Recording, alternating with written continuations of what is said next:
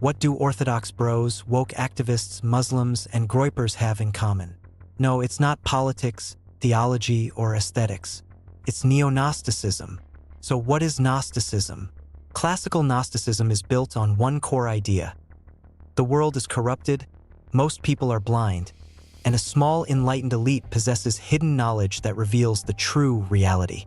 Salvation doesn't come from evidence, debate, or lived results. It comes from knowing the secret truth and submitting to it. You're either awakened or hopelessly deceived. Now look at these movements. Woke ideology is Gnostic at its core. It claims society is governed by hidden systems of oppression, visible only to the aware. The enlightened possess special moral insight, while dissenters are dismissed as ignorant, unconscious, or morally corrupt. Evidence is secondary to revelation. Disagreement is rebranded as harm, and salvation comes through confession, ritual language, and permanent ideological vigilance. Orthodox bro traditionalism expresses Gnosticism through spiritual elitism. The belief that modernity is a fallen illusion and that only a select few understand the true metaphysical order of hierarchy, gender, and meaning.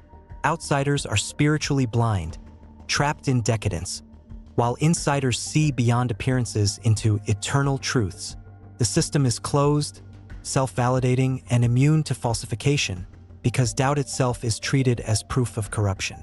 Islam, structurally, is Gnostic in its reliance on revealed, exclusive knowledge. The world is fundamentally deceptive, human reason is insufficient, and truth is accessible only through submission to divine revelation delivered to the initiated community. Those who accept it are guided. Those who reject it are not merely mistaken but spiritually veiled. Reality is divided into believers and the deluded, with obedience, not inquiry, as the path to truth. Groypers and ethno-nationalist movements operate on a modern Gnostic template. Society is secretly controlled by hidden enemies, and only the initiated can see through the illusion. The believer gains a sense of awakening, while outsiders are dismissed as sheep, NPCs, or manipulated masses. Facts that contradict the narrative are absorbed as further proof of the conspiracy, making the worldview airtight and emotionally intoxicating.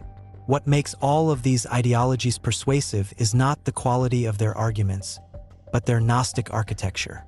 Each offers secret knowledge, divides the world into the awakened and the blind, and turns doubt into a moral failure rather than an intellectual one.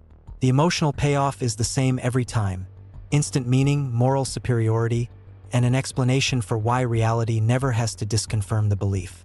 People don't cling to these systems because they're true, they cling to them because the structure feels true, and once that psychological trap snaps shut, facts become irrelevant. These movements are so popular nowadays because people have been soft indoctrinated into neo-Gnosticism by pop culture for decades. Stories like The Matrix, They Live, endless dystopias for younger audience, and awakening narratives train people to believe reality is fake. Elites hide the truth, and only a brave few can see behind the curtain. Once your brain is marinated in that structure, any ideology offering secret knowledge, moral awakening, and an enemy behind the scenes feels instantly profound. It's not persuasion, it's pattern recognition after years of cultural conditioning. So why do they hate the Jews? Because Jews break the Gnostic spell. Gnostic systems need a hidden corrupter of the world and a people who stubbornly refuse both conversion and disappearance. Jews don't fit the script. No priestly gatekeepers, no secret salvation knowledge, no submission to ideological purity tests, and an annoying habit of surviving reality checks. To a Gnostic mind, that's intolerable. So Jews get cast as the eternal obstacle, the spoiler of cosmic narratives, the proof that the revealed truth isn't universal. When your worldview depends on illusion, the people exposing it become the enemy.